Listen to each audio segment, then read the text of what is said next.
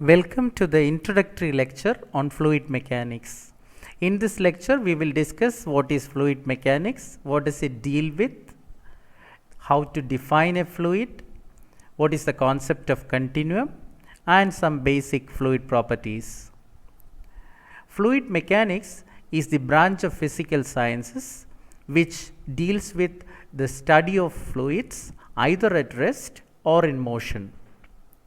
The study of fluids at rest is known as fluid statics, whereas the study of fluids in motion is referred to as fluid dynamics. Fluids are substances which can flow. Fluids comprise of liquids and gases. It is hard to find any area of engineering which is not influenced by fluid mechanics, its principles and governing equations directly or indirectly. It is quite evident from the fact that almost everything on this planet either is a fluid or moves within or near a fluid. Now consider the applications of fluid mechanics. They are enormous in number. So starting from human body. So here we can consider breathing and blood circulation through the veins and arteries in a human body are governed by the principles of fluid mechanics. We have so many measuring systems where the fluid mechanics principles are made use of. We have aerodynamics of automobiles, aircrafts, and then flying of birds, motion of ships and motion of submarines in deep sea, and flow over aerofoils with wake formation and drag reduction strategies, the motion of parachutes and the terminal velocity of falling bodies, hydropower generation and gas turbine engines. Here we have wingtip vortices generated by the aircrafts and its control. So all these areas you can find typical applications of fluid mechanics. And we have rivers, windmills, pipe flows, jets, missiles, sprinklers, and all these are all application areas of fluid mechanics. In order to define a fluid, first of all, let's consider what is normal stress and shear stress.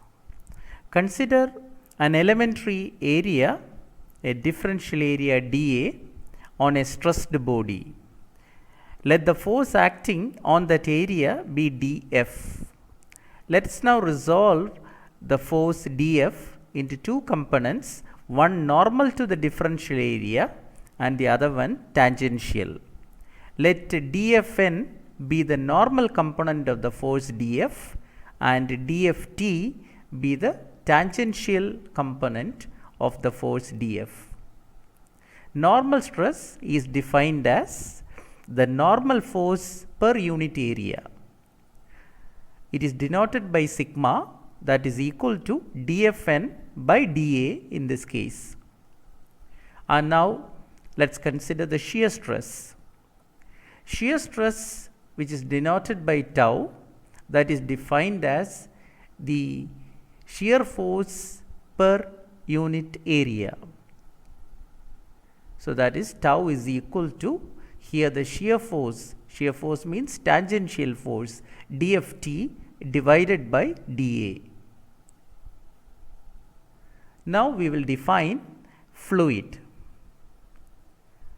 Fluid is defined as a substance which undergoes continuous deformation under the action of shear stresses, however small shear stresses may be.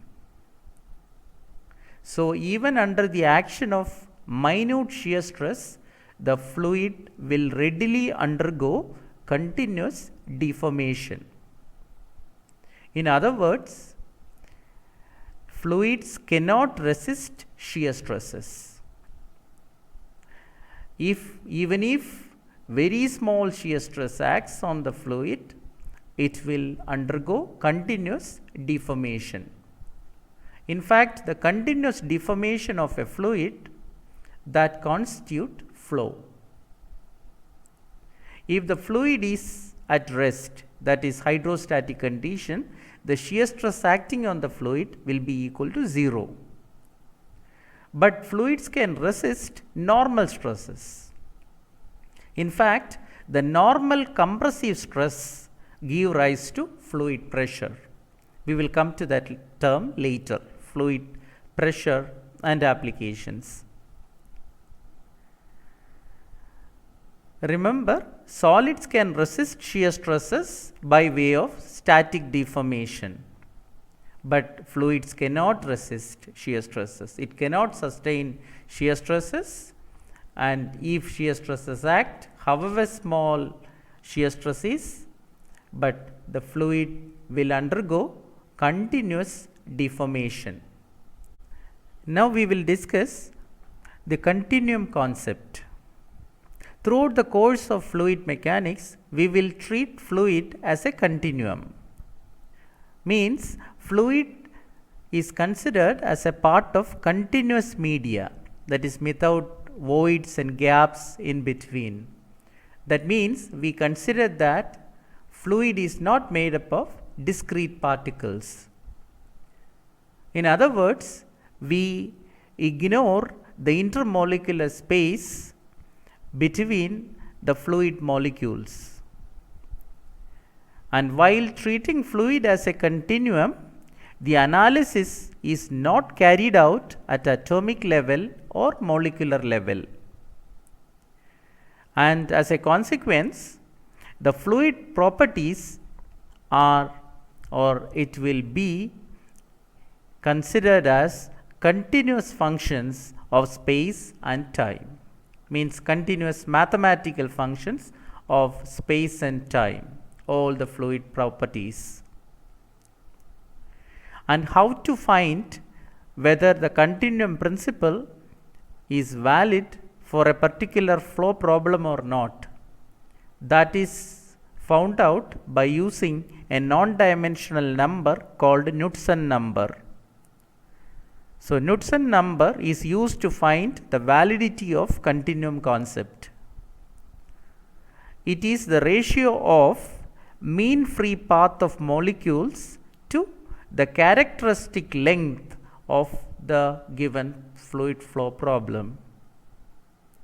Mathematically, Knudsen number is equal to lambda divided by L. Lambda stands for length of the mean free path, and capital L is the characteristic length scale of the fluid flow problem.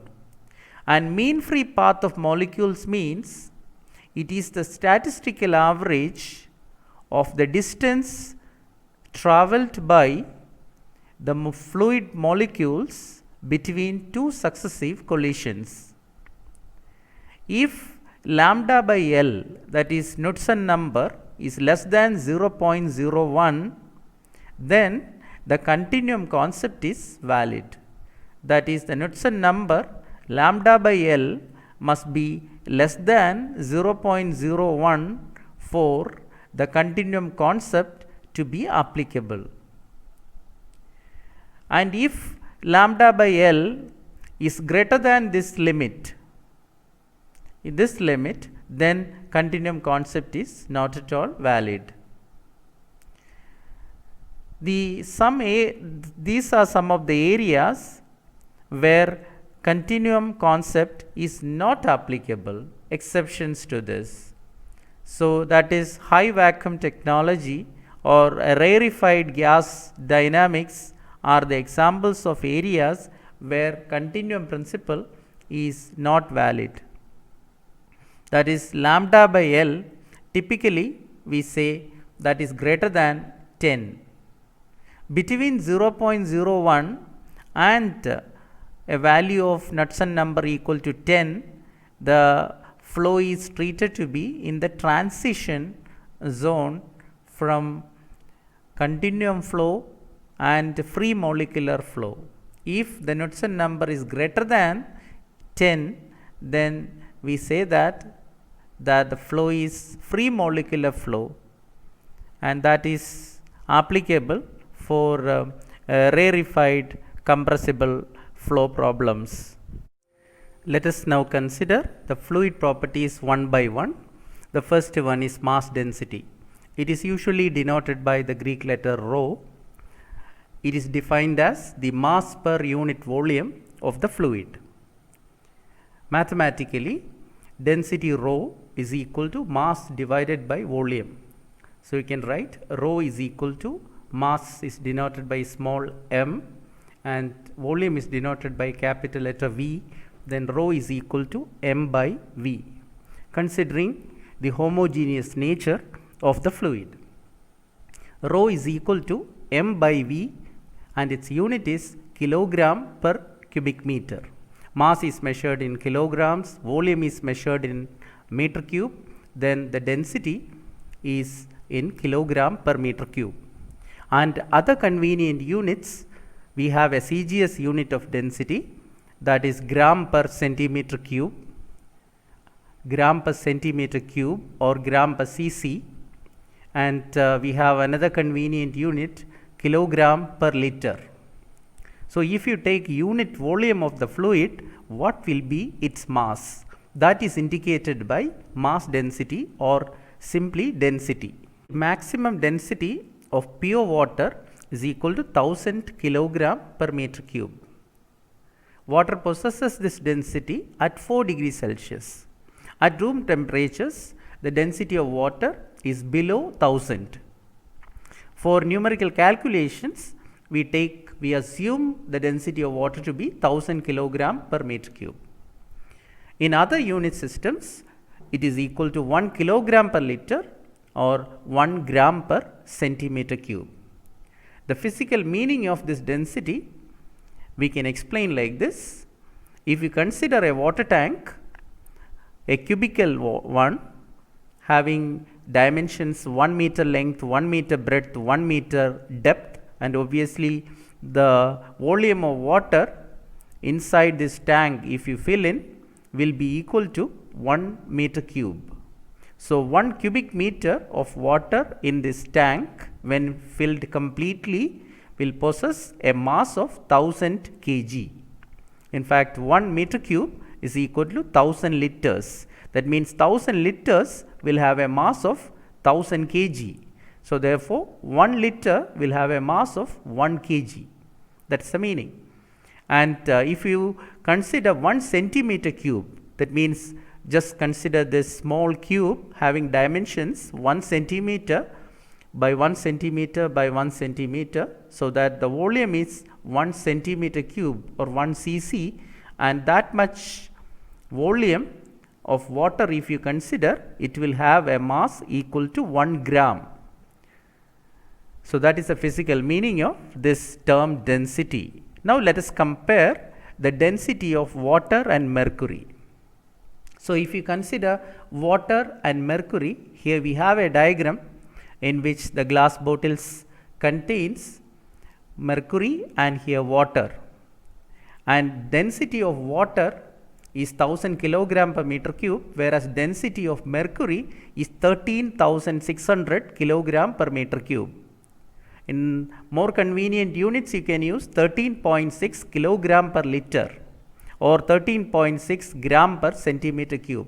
That means if you consider 1 liter of water and 1 liter of mercury, then water will have a mass of 1 kg, while mercury, 1 liter of mercury will have a mass of 13.6 kg. So that means if equal volumes of water and mercury are considered, then mercury will be 13.6 times heavier than water.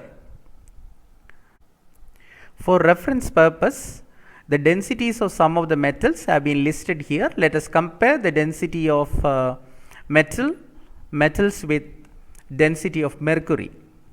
Density of aluminum is 2700 kilogram per meter cube, density of steel around 8000 kilogram per meter cube, density of lead is 11,500 kilogram per meter cube. The presence of lead in lead acid batteries will really make it heavier, because its density is 11,500 kilogram per meter cube.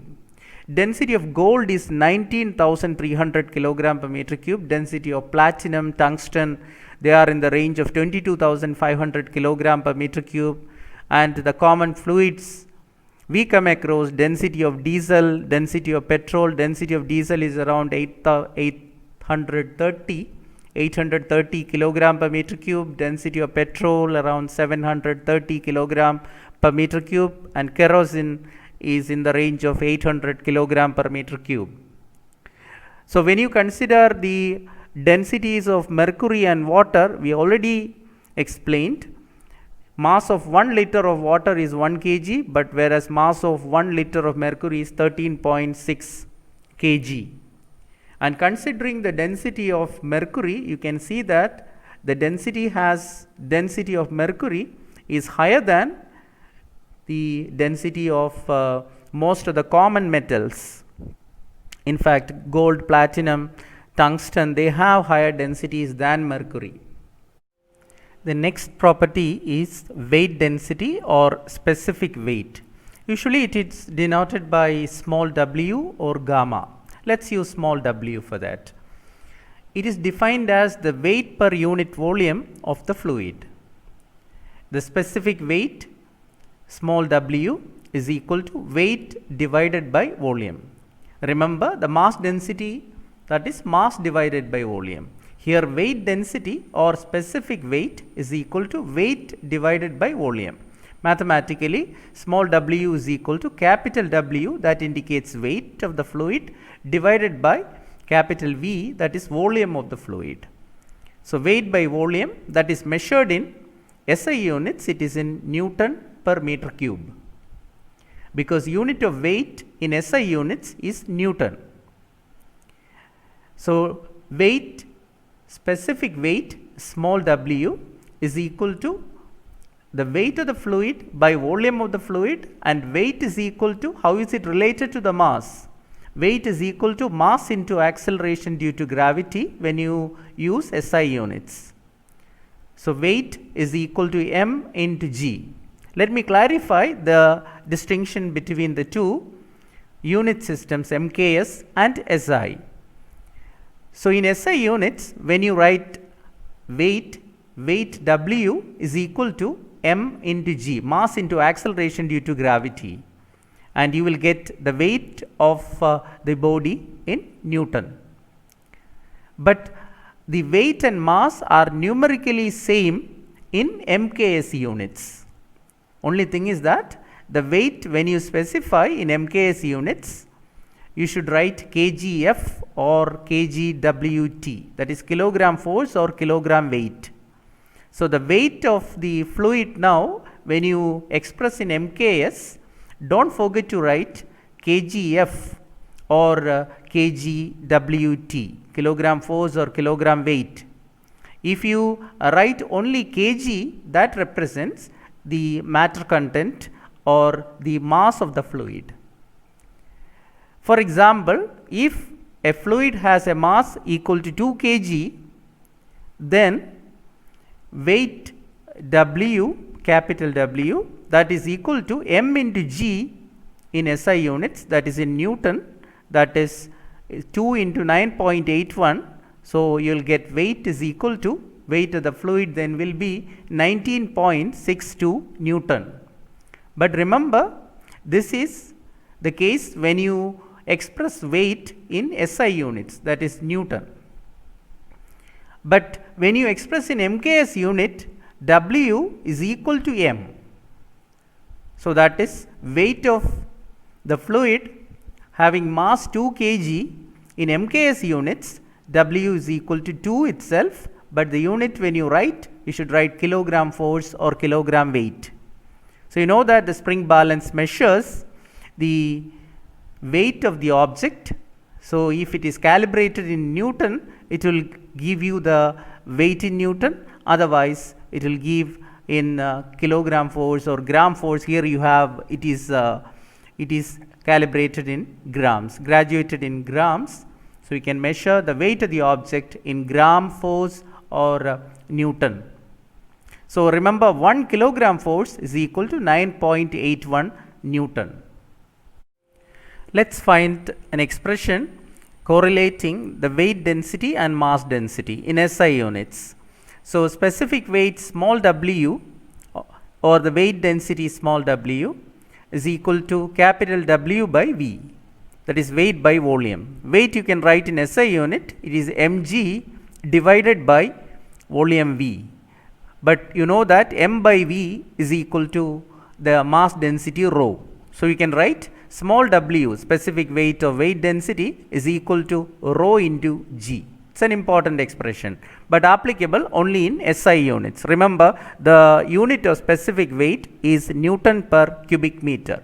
So W is equal to rho into g in Newton per meter cube in SI units, but the specific weight W is equal to rho itself in MKS units. But remember, the units then will be kilogram force per meter cube. For example, water, the specific weight of water small w is equal to rho into g, that is 1000 into 9.81. So we'll get 9810 Newton per meter cube. But in MKS units, specific weight of water or weight density of water will be equal to, numerically equal to rho itself, that is 1000, but unit is kilogram force per meter cube. Consider the specific weight of mercury now. Mercury specific weight small w is equal to rho into g, that is equal to 13,600 into 9.81, that is 1,33,416 Newton per meter cube in SI units. But remember, the specific weight or weight density of mercury in MKS unit is 13,600 itself, but the unit is kilogram force per meter cube. Now let us consider the next property, specific gravity or relative density. We can denote it by the letter small letter s. It is the ratio of density of the given fluid to density of standard fluid. It is a non-dimensional ratio, that is specific gravity of the fluid is equal to mass density of the fluid divided by mass density of the standard fluid. The standard fluid is taken as water. So we know that pure water has a density, maximum density 1000 kilogram per meter cube. So specific gravity of the fluid, then you can write mass density of the fluid divided by 1000. But remember, the mass density must be taken in kilogram per meter cube.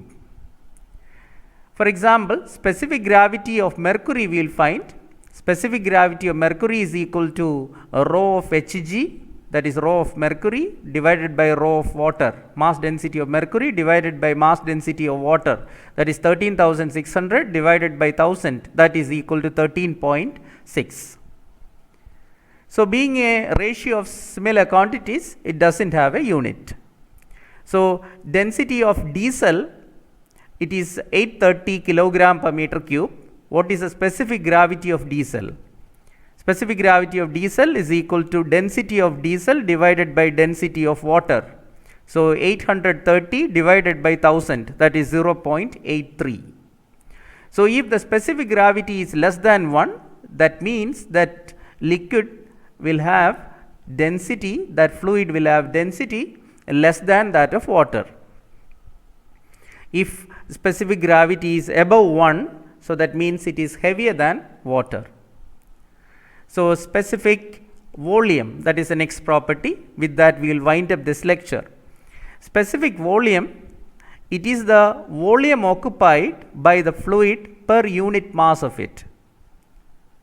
So it is the reciprocal of mass density. So specific volume is equal to volume of the fluid divided by mass of the fluid. Volume is measured in meter cube and mass is measured in kilograms, then the specific volume unit will be meter cube per kilogram. And you know that mass density rho is mass divided by volume. So this is the reciprocal of mass density. Specific volume small letter v is equal to 1 by rho. For example, specific volume of water small v is equal to 1 by rho, that is 1 divided by 1000, that is 0.001 meter cube per kg. With this, we will wind up this lecture. Have a happy learning experience. Thank you so much.